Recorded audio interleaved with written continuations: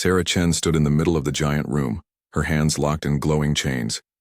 The chains hummed with alien power that made her skin tingle. Around her, creatures from 17 different worlds sat in tall seats that reached toward the ceiling like towers. Some looked like living crystals that sparkled in the light. Others floated in glass balls filled with strange gas. A few had tentacles instead of arms, and many had more eyes than any human should have. The room itself was bigger than any building Sarah had ever seen on Earth. The walls curved up and up until they disappeared into darkness. Lights that weren't quite stars and weren't quite suns hung in the air without any support. Everything about this place was meant to make visitors feel small and powerless. Sarah was Earth's first ambassador to the Galactic Council. She had spent 3 years learning their languages, their customs, and their laws.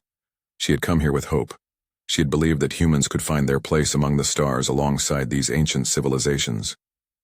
That hope was dead now.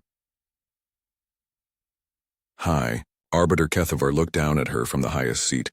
He was one of the Dominion, the oldest race in the galaxy. His people had been traveling between stars when humans were still learning to make fire. He had 4 eyes that glowed with a cold blue light, and when he spoke, his voice filled the entire chamber. Sarah Chen of the species called humans, he said, and the words were translated into her mind by machines she couldn't see. You stand accused of crimes against galactic peace. How do you answer? Sarah lifted her chin. I answer that humans have done nothing wrong. We ask to join your council as equals. We offer to share our knowledge and learn from yours. All we wanted was to be treated with respect. A sound like grinding metal came from somewhere in the chamber. Sarah realized it was laughter, though not the kind humans would recognize. These beings thought her words were funny. Respect, repeated Counselor Vexhai, a creature with purple skin and tentacles where arms should be. A species that has existed for mere thousands of years demands respect from civilizations that have guided the galaxy for millions of years. You call it guidance, Sarah said. We call it control. The temperature in the room seemed to drop. Several of the alien beings made sounds that needed no translation. They were angry. High Arbiter Kethavar raised one of his 4 hands. The room fell silent. This is exactly why we cannot allow your species to continue unchecked, he said. Humans show the same dangerous pride that has destroyed species before you. You refuse to accept wisdom. You refuse to accept your place. You demand to be treated as equals when you are clearly children playing with tools you do not understand. Sarah's chains grew tighter, but she didn't let the pain show on her face. And what place would that be? Restricted development species, said another council member, this one looking like a walking tree made of metal. Your worlds would be protected. Your people would be guided. Your dangerous technologies would be controlled for the safety of the galaxy, controlled by you. Of course. Sarah felt something cold settle in her chest. This wasn't a trial. It had never been a trial. The council had already decided what to do with humanity. They would put Earth in a cage and call it protection. They would take away human freedom and call it guidance. They would treat her people like dangerous children who couldn't be trusted with anything sharp. I see, she said quietly. And if we refuse? High Arbiter Kethavar's 4 eyes focused on her like laser beams. Then you will serve as an example to any other young species who might develop similar ideas about their importance in the galaxy. The meaning was clear. Sarah felt her heart beating faster, but her voice stayed steady. So, this is how the great Galactic Council maintains peace, through fear and murder. Through necessity, Kethavar replied. The galaxy has been at peace for 10,000 years because we have prevented conflicts before they could begin. Aggressive species like yours are removed before they can spread their poison to others. Aggressive, Sarah repeated, because we won't kneel. Because you cannot learn your place. Sarah looked around the chamber one more time. She saw beings that had lived for centuries, maybe thousands of years. She saw technologies that could reshape planets and energy that could power suns. She saw a civilization that had grown so old and so set in its ways that it couldn't imagine anything new or different or better. You're right about one thing, she said. Humans are different. We don't accept limits just because someone older tells us to. We don't bow down just because someone is bigger. And we don't forget when someone hurts our own. High Arbiter Kethavar stood up from his throne. Then you choose death. I choose to die as a human, Sarah said. Free. The Arbiter gestured to someone Sarah couldn't see. A new device lowered from the ceiling. It looked like a crystal flower. but Sarah could feel the power radiating from it even from across the room. Her skin began to tingle again, but this time it wasn't from her chains. Sarah Chen of Earth, Kethvar announced, you are sentenced to death for the crimes of species supremacy and threatening galactic peace. Your execution will be broadcast to your homeworld as a warning. Perhaps your people will prove wiser than their ambassador. The crystal flower began to glow brighter. Sarah felt the energy building up, preparing to tear her mind apart from the inside. She had maybe 30 seconds left to live. She thought about Earth. She thought about blue skies and green forests and the smell of rain on hot concrete. She thought about her daughter, who was probably in school right now, learning about the solar system and dreaming of the stars. She thought about her husband, who had kissed her goodbye and told her to bring back good news. She thought about the message she had sent before coming to this chamber. The message that would reach Earth exactly 1 hour after her death. The message that would tell her people what had happened here and what it meant for humanity's future. You want to know the difference between humans and the rest of you? Sarah said, her voice carrying clearly through the vast chamber. You think in terms of thousands of years. You move slowly. You change slowly. You think slowly. The crystal flower pulsed with deadly light. Humans think fast. We change fast. We adapt fast. And when someone threatens our families, we respond very, very fast. High Arbiter Kethvar tilted his ancient head. Your species will have no chance to respond to anything. Sarah smiled, and for the first time since entering this chamber, she felt truly calm. You have no idea what you've just done, she said. Humanity doesn't negotiate from weakness twice, and we never ever forget. The neural disruptor fired. Sarah Chen felt her consciousness scatter like leaves in a hurricane, and then there was nothing. 3 hours later, every human ship, station, and colony in known space received the same message. It was short, simple, and sent on channels the Galactic Council didn't even know existed. Protocol Annihilation is now active. All assets are weapons. All humans are soldiers. Ambassador Chen is dead. The galaxy chose war. In the depths of space, machines that had been sleeping for 30 years began to wake up. On 47 worlds, colonists who had been pretending to be farmers and miners started opening hidden bunkers. Ships that had been disguised as freighters began shedding their false hulls. The Galactic Council had just made the biggest mistake in 10,000 years of history. They had given humanity a reason to stop pretending to be harmless. Dr. Elena Vasquez walked into the emergency meeting room deep beneath the Swiss mountains. The room was carved from solid rock and filled with screens showing every human colony in known space. Red lights blinked on most of them now, indicating that Protocol Annihilation was active. The most powerful people on Earth sat around a table that had been built for a war they all hoped would never come. Elena was the Director of Deep Defense, a job title that most people had never heard of.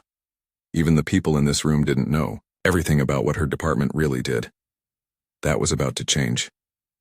Ladies and gentlemen, she began, standing at the head of the table, Ambassador Chen's death has triggered the release of information classified beyond your security levels. What I'm about to tell you will change everything you think you know about humanity's place in the galaxy. She touched a control, and the first hologram appeared above the table. It showed Earth's solar system, but not the way any of them had ever seen it before. Strange structures orbited Jupiter's moons. The asteroid belt was filled with what looked like giant factories. Mars showed massive underground cities that definitely weren't supposed to exist. This is what our solar system actually looks like, Elena said. What I'm showing you has been hidden for 30 years, ever since our first deep space probes found evidence that we weren't alone. The president of the United Earth Authority leaned forward. Dr. Vasquez, are you telling us that we've been building secret military installations for 3 decades? Not just military installations, sir. We've been preparing for war. Elena touched another control. The hologram changed to show a timeline stretching back 30 years. When our scientists first detected signs of galactic civilization, they realized something terrifying. We were the youngest species to achieve space travel in recorded galactic history. Every other race had millions of years of development before they left their homeworlds. We did it in just a few thousand years. She paused, letting that sink in. We faced a choice. We could reveal ourselves to the galaxy and hope they would welcome us as equals, or we could assume that ancient civilizations might see rapid human development as a threat. You chose to prepare for war, said the Secretary General, her voice barely above a whisper. We chose to survive, Elena corrected. Project Lazarus began 31 years ago. Our public space program continued normally, but behind it we built something else entirely. The hologram changed again, showing human colony ships leaving Earth. But these weren't the ships the public knew about. These vessels were 3 times larger and carried technology that shouldn't have existed. Every human colony you've heard about was established by what we called sleeping dragons. These weren't desperate pioneers looking for new homes.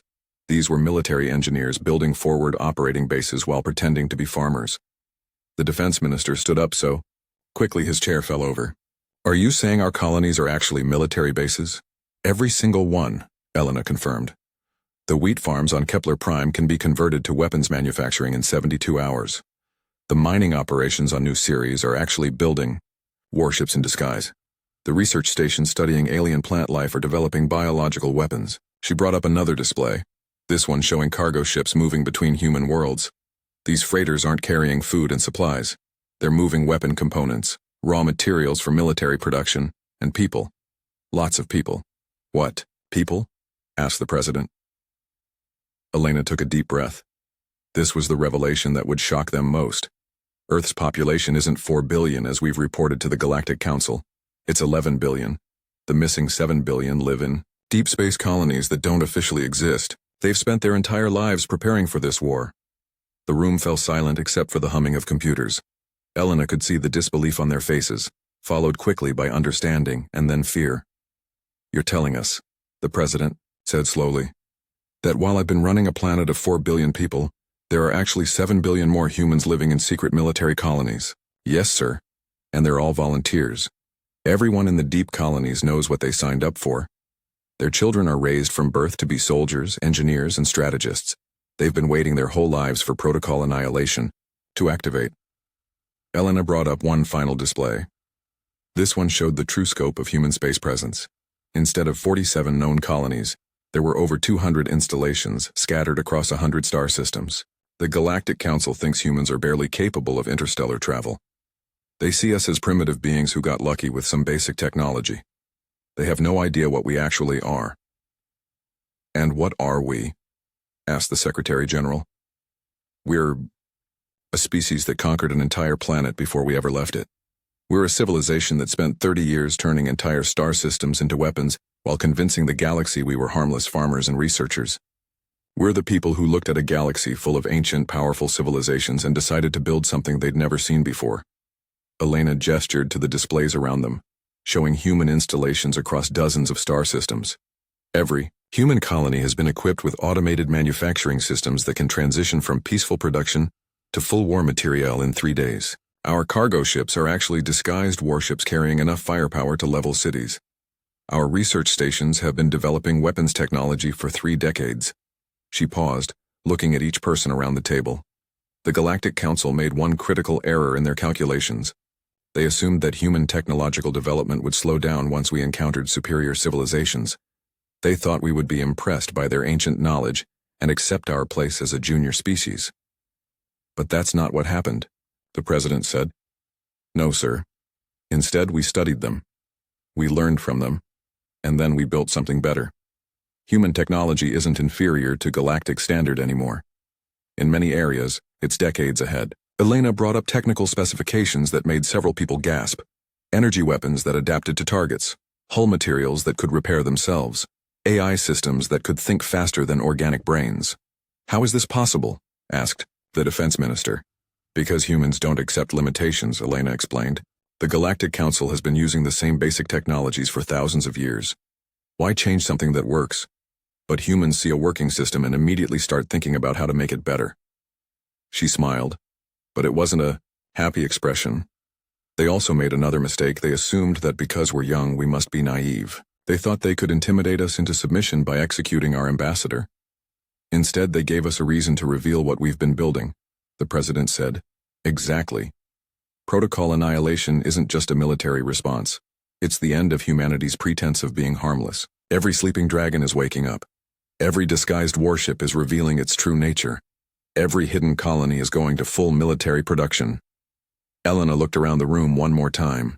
In the next 72 hours, the galaxy is going to discover that humanity hasn't been struggling to survive in space. We've been preparing to dominate it. The room was quiet for a long moment. Then the president spoke. Dr. Vasquez, what are our chances of winning this war? Elena smiled, and this time it was genuine. Sir, this isn't going to be a war. This is going to be a demonstration. The Galactic Council is about to learn why humanity conquered Earth before we ever met them. Outside, alarms began to sound as the first reports came in from human colonies. The sleeping dragons were waking up and the galaxy would never be the same. Commander Jake Morrison stood on the bridge of what everyone believed was a simple cargo ship called the Retribution. The ship's official records showed it carrying grain and manufactured goods to human colonies. Its cargo manifest listed farming, equipment, medical supplies, and civilian electronics. Even its crew quarters were designed to look like a normal merchant vessel. All of that was a lie. Morrison watched his tactical display as they approached Kepler Station, a joint research facility run by the Zephyrian Science Collective. The station housed 4,000 researchers from a dozen different species, all working together on peaceful scientific projects. They studied star formation, developed new medicines, and tried to understand the mysteries of the universe. In 3 hours, they would all be dead. Sir, we're receiving standard approach vectors from station control, reported Lieutenant Hayes from the communication station. They're treating us exactly like a scheduled supply run. Morrison nodded. The Retribution had been making supply runs to various stations for 5 years, building up a reputation as a reliable civilian contractor. The Zephyrians knew Captain Morrison as a friendly human trader who always delivered on time and never caused problems. They had no idea what he really was. Distance to target? Morrison asked. 47,000 kilometers and closing. We'll be in optimal firing position in 18 minutes.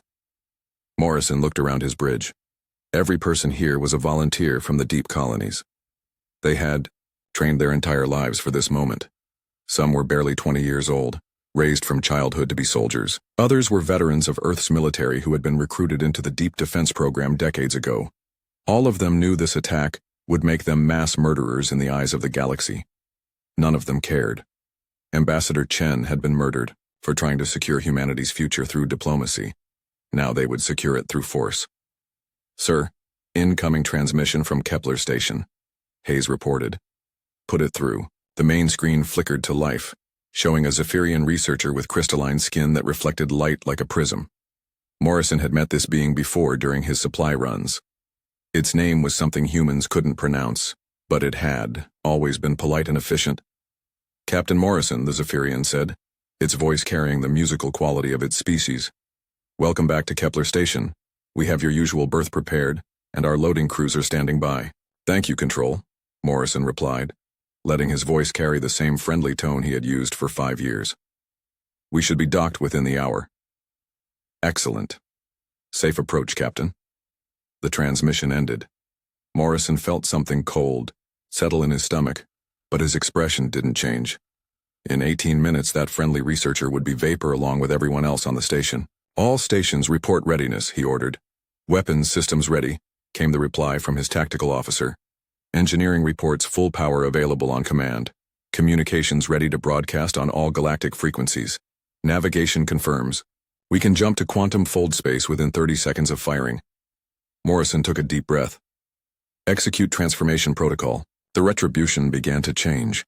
Hull plating that had hidden the ship's true nature for 5 years suddenly slid away, revealing the predatory lines of humanity's newest class of warship. Cargo bays opened to show missile tubes, what had appeared to be mining equipment deployed as energy cannons.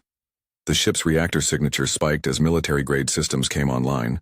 Most importantly, the ship's mass reading suddenly jumped to 3 times what the station's sensors had been tracking. The Retribution wasn't a 50,000-ton cargo ship. It was a 150,000-ton battlecruiser that had been wearing a cargo ship like a costume.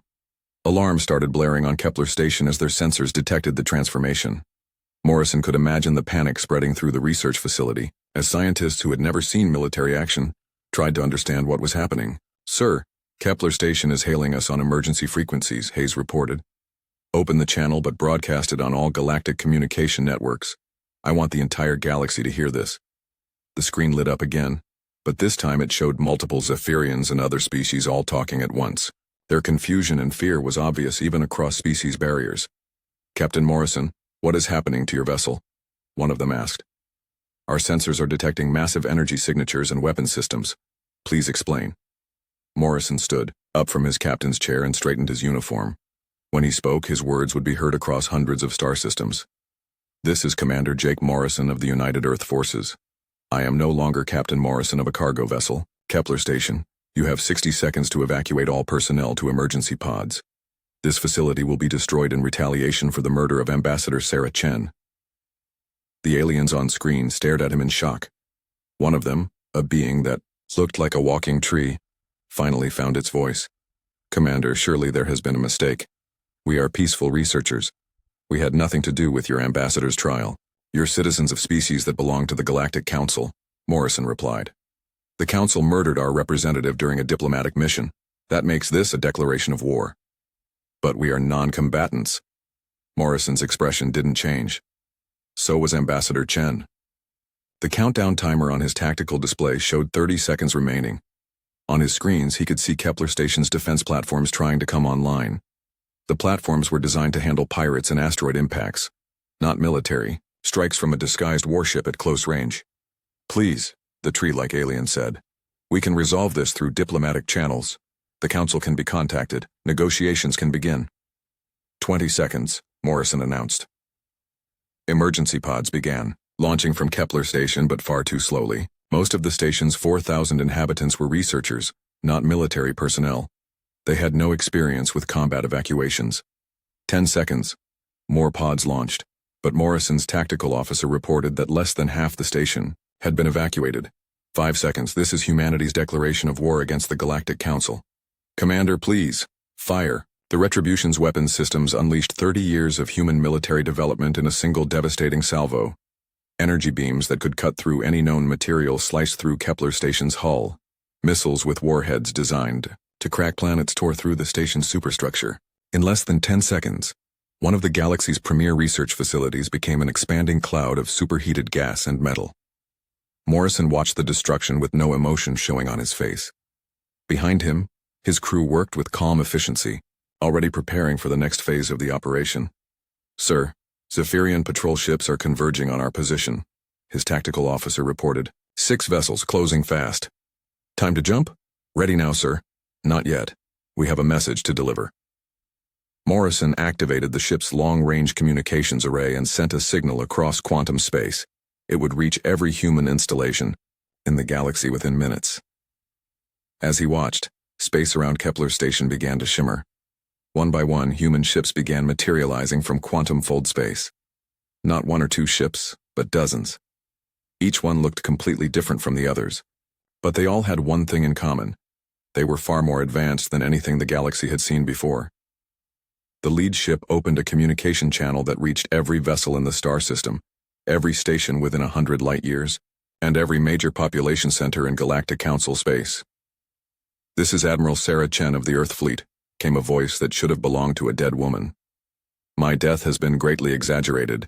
Humanity has been watching, learning, and preparing. The Galactic Council's age of dominance is over. Morrison smiled as he recognized the voice of the AI construct based on their murdered ambassador. Sarah Chen was dead, but her consciousness lived on in humanity's most advanced computer systems. She would lead this war as both symbol and strategist. The human fleet held position for exactly 60 seconds, long enough for every sensor in the system to record their presence and capabilities. Then, as quickly as they had appeared, they vanished back into quantum space. The Retribution was the last to leave, jumping to fold space just as the first Zephyrian patrol ships arrived at the coordinates where Kepler Station had been. Behind them, they left only wreckage, expanding gas clouds, and a galaxy that was beginning to understand that everything had changed. Morrison settled back into his captain's chair as his ship traveled through the strange non-space of quantum fold. In the distance, his screen showed other human vessels heading to their own targets. This was just the beginning. Sir, where to next? Asked his navigation officer. Morrison consulted his mission orders. The list of targets stretched across dozens of star systems. Set course for the hegemony mining facility at Wolf 359, he said. It's time to show the galaxy what humans learned while we were pretending to be harmless. High Arbiter Kethavar stood before a wall of screens showing red warning symbols across 17 star systems. Each red symbol meant the same thing. Human forces had struck, destroyed something important, and vanished without a trace. The attacks had been going on for 6 months, and the Galactic Council still had no idea how to stop them. Report, Kethvar ordered, though he already knew the numbers would be bad. General Thex of the Hegemony Defense Corps stepped forward. He was a massive being, built like a walking tank and covered in armor that could stop most weapons. But he looked worried now. High Arbiter, we have confirmed attacks on 47 installations across Council space. Mining colonies, research stations, military supply depots, and communication relays have all been targeted. Casualties? Kethvar asked. Total military and civilian losses are approaching 200,000 beings. Most installations received minimal warning before destruction. Kethavar's four eyes dimmed with sadness and anger. 200,000 beings dead because he had ordered the execution of one human ambassador. At the time, it had seemed like the right decision. Now it felt like the worst mistake in his 400-year lifespan. What do we know about human fleet strength? He asked. General Thex consulted his datapad. Though Kethvar could see he wasn't happy about the information he had to share. Unknown, High Arbiter. Our estimates range from 50 vessels to 5,000. Human stealth technology appears to be far more advanced than our intelligence services believed possible. How is that possible? Our sensors are the most advanced in the galaxy. That's what we thought, sir. But human ships appear and disappear in ways that violate our understanding of physics. They don't use conventional stealth fields or cloaking devices. They seem to exist in a different phase of reality, until they choose to attack. Counselor Vexhai, the purple-skinned being with tentacle arms, gestured to one of the tactical displays. High Arbiter, there's something else disturbing about these attacks. The humans aren't trying to hold territory, they strike, destroy, and leave. They're not behaving like a conventional military force. Then how are they behaving? Like hunters, General Thex answered grimly. They're conducting the most comprehensive intelligence operation in galactic history, while simultaneously destroying our ability to respond effectively. Kethvar studied the pattern of attacks on his screens. Mining colonies that supplied raw materials to Council shipyards. Research stations developing new defensive technologies. Communication relays that coordinated military responses across multiple star systems. Every target had been chosen to cause maximum disruption with minimal risk. They're not just attacking randomly, he realized. They're systematically dismantling our military infrastructure.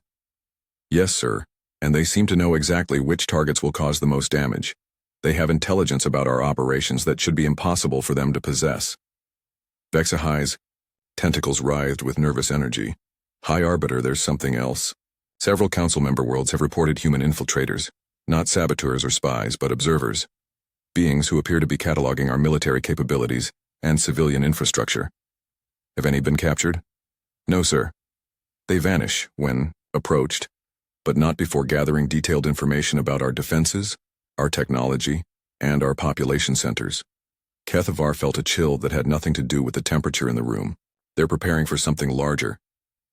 That's our assessment as well, General Thex confirmed.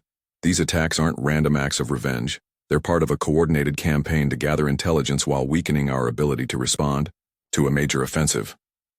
The High Arbiter turned away from the displays to look at his military advisors. These beings had fought in wars across the galaxy for centuries. They had faced pirates, rebels, and rogue civilizations. But he could see fear in their eyes now. What's the status of our response efforts? He asked.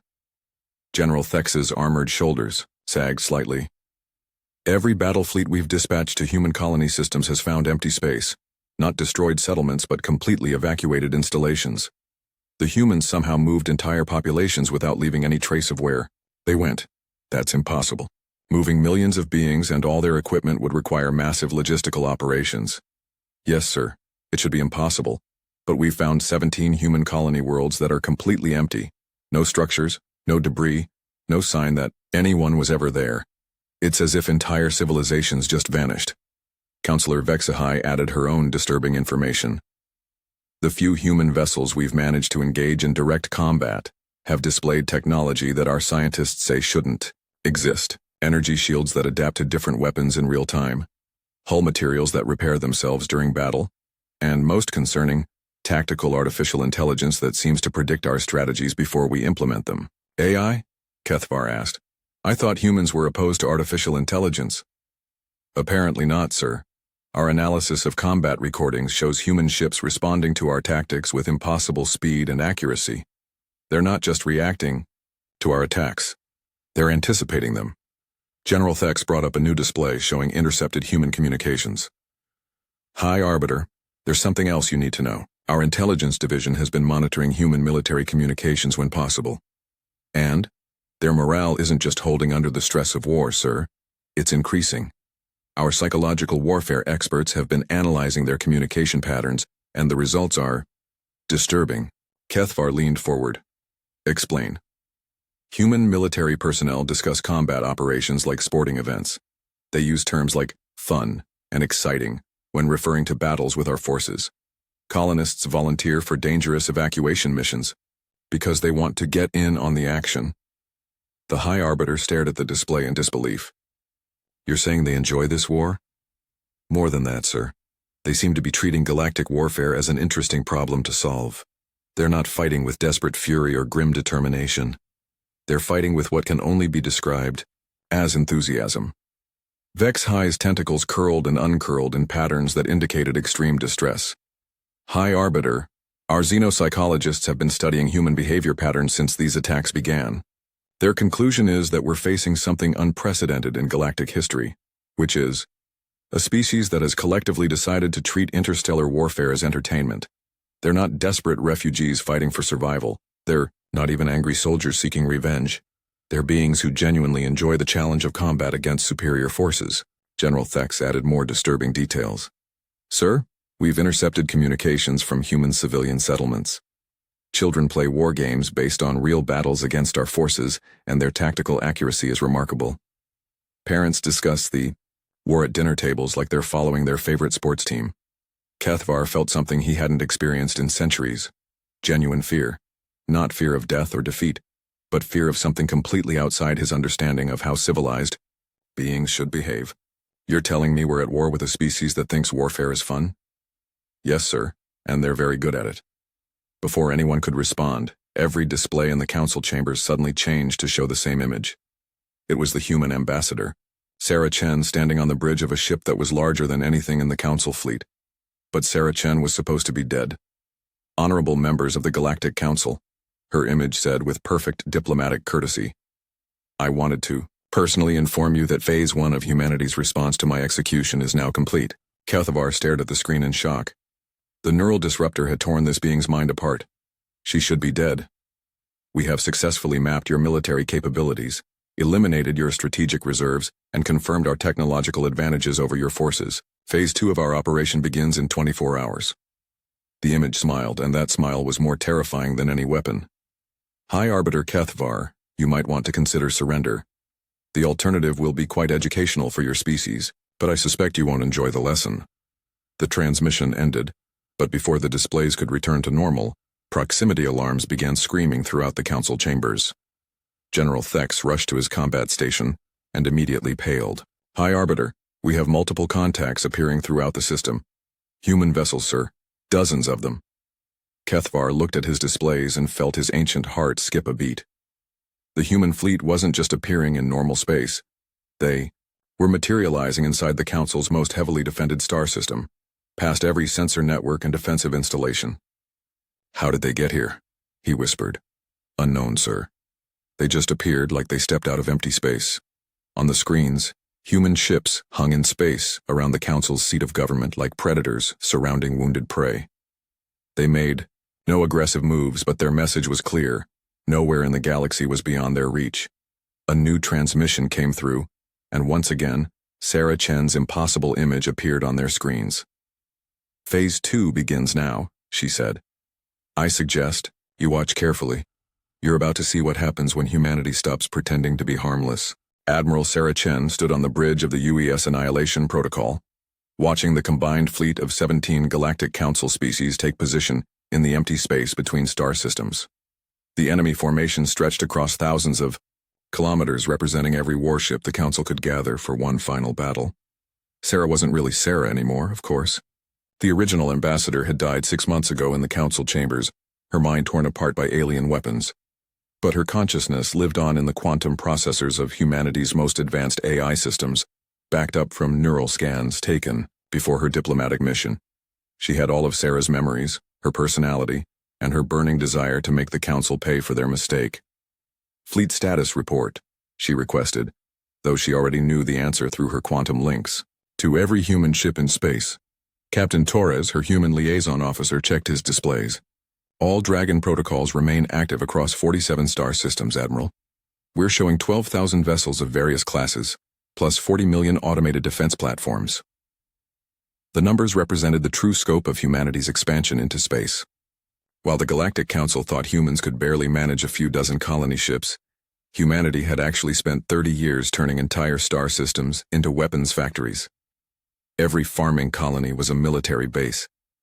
Every cargo ship was a disguised warship. Every research station was developing new ways to kill aliens. Enemy fleet composition? Sarah asked. 17 battle groups representing the full military power of every council species. 3,000 capital ships, 15,000 support vessels.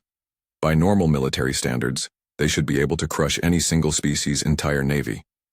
Sarah's artificial consciousness processed thousands of calculations in milliseconds. The council fleet was indeed massive, representing 10,000 years of military development and the combined resources of 17 different civilizations. Any reasonable military analyst would say the humans were outnumbered and outgunned. But humanity had never been reasonable. Begin the demonstration, Sarah ordered. The first phase of the battle involved no weapons fire at all. Human ships simply began to appear throughout the council formation, not emerging from quantum space but materializing from what seemed like empty air. Advanced stealth technology revealed itself as something far beyond traditional cloaking. Localized space-time manipulation that allowed human vessels to exist in slightly different dimensions until they chose to interact with normal reality. Admiral Kethavar's voice crackled across all frequencies from the council flagship. Human forces, you are surrounded and outnumbered 10 to 1.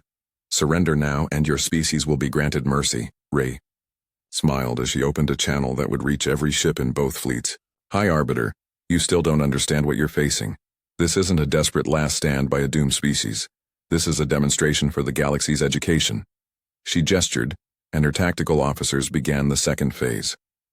As council ships opened fire, something impossible happened. Human vessels didn't just absorb or deflect the incoming energy, they converted it. Every pulse of exotic matter, every particle beam, every kinetic projectile became fuel for humanity's own weapon systems. The aliens were literally charging human guns with their own attacks. How is this possible? Came a transmission from one of the council ships. You're fighting a species that sees impossible challenges as puzzles to solve, Sarah replied. Your weapons technology hasn't changed significantly in 1,000 years. Why would it? You were already powerful enough to control the galaxy, but humans never stop improving. The third phase revealed the true purpose of Protocol Annihilation. It wasn't about destroying the council fleet. It was about showing them that resistance was completely pointless. Human ships began to demonstrate capabilities that violated the council's understanding of physics. They folded space around enemy vessels, trapping entire battle groups in bubbles of twisted reality. They manipulated gravity to turn council ships against each other. Most impressively, they began to show that they could control the fundamental forces that held matter together. High Arbiter Kethavar. Sarah's voice reached every ship in the enemy fleet simultaneously, somehow bypassing their communications security entirely. Your civilizations have maintained galactic peace through a simple method, making sure no younger species could ever challenge your technological superiority. As she spoke, the human fleet began moving in patterns that made space itself seem to bend and twist around them. You made one critical error in your calculations about humanity. Council ships tried to retreat but found their engines wouldn't respond. Human technology was somehow interfering with their basic propulsion systems. You assumed that humanity's rapid development was a temporary thing, a brief surge that would level off once we encountered your superior knowledge. You were wrong. One by one, alien vessels powered down their weapons. Not because they were damaged, but because their crews were beginning to understand that their weapons were useless against an enemy that could manipulate the laws of physics. Our rapid advancement isn't temporary. It's what humans do. We don't just adapt to challenges, we transcend them. You gave us 30 years to study galactic civilization while pretending to be harmless farmers. We used that time well. The final demonstration was the most terrifying. Human ships began to show that they could exist in multiple dimensions simultaneously, appearing as ghost-like images that couldn't be targeted while still being able to affect normal space. The galaxy now has a choice, Sarah continued, her voice carrying the weight of absolute certainty. Accept humanity as an equal partner in galactic governance, or discover why our species conquered an entire planet before we ever learned we weren't alone. High Arbiter Kethavar's transmission was barely above a whisper. What do you want? A new galactic council with human representation. An end to the classification of species by age rather than capability. And most importantly, recognition that the galaxy's age of stagnation is over. And if we refuse? Sarah's image appeared on screens throughout the council fleet. Behind her, the bridge of the Annihilation protocol showed displays of human installations across hundreds of star systems that the council had never known existed. Then we'll show you what protocol annihilation really means. What you've seen today was just the opening demonstration. Human space extends across 300 star systems, not the 47 you knew about. Our population isn't 11 billion. It's 47 billion, with 36 billion of them born and raised for warfare. The numbers hit the council fleet like physical blows. If humanity had been hiding that much of their civilization, what else were they capable of? We have weapons that can make stars go nova. We have ships that can move through dimensions you don't even know exist. We have AI systems that can simulate entire galactic civilizations in real time to predict your every move. Sarah paused, letting that sink in.